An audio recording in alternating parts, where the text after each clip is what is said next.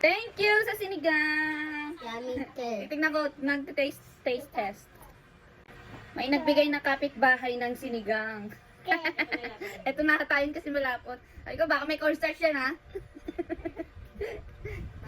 I-check ko kung malapot. Ay, malapot nga. Malapot nga. Ang init. Yan, check mo. Check mo, anak. Ay, sus. Taste check. Taste test din. Thank you, Ate Jo.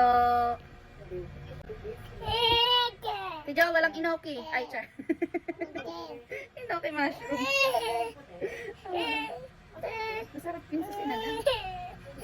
Parang ang lambot ng ano na baboy. Ito yung gusto kong baboy. Oo, nag-iwalay.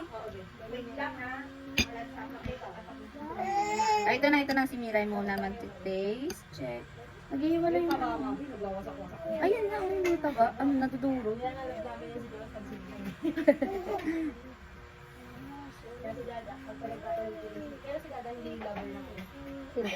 Sarap.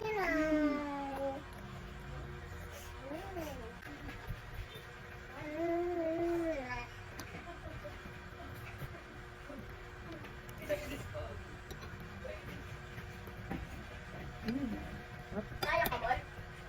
Kaya ka? Ha? Tataog ko sa akin. Ano, boy? Ang lambot ng mga karne.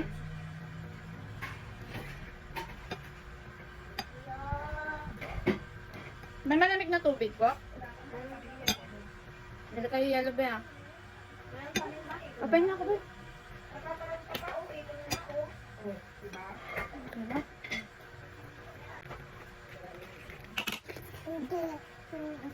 Ano ko pala? Water? Ako na. Water down.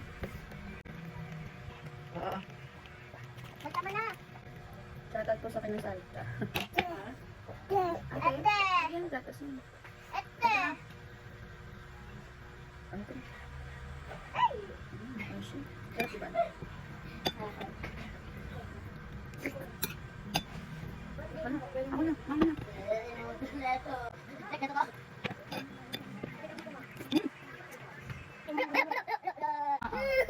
Taste check daw po ni Miray ang bigay ni Tita Shai.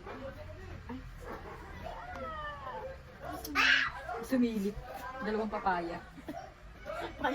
Answer. Gusto mo ba avocadong damit live? Ha? Meron ako ng avocadong damit. Oh. Ano?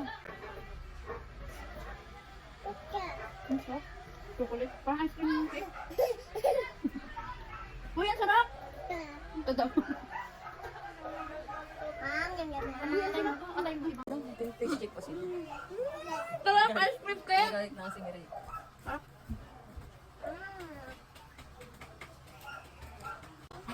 Sinubukan pa na natin.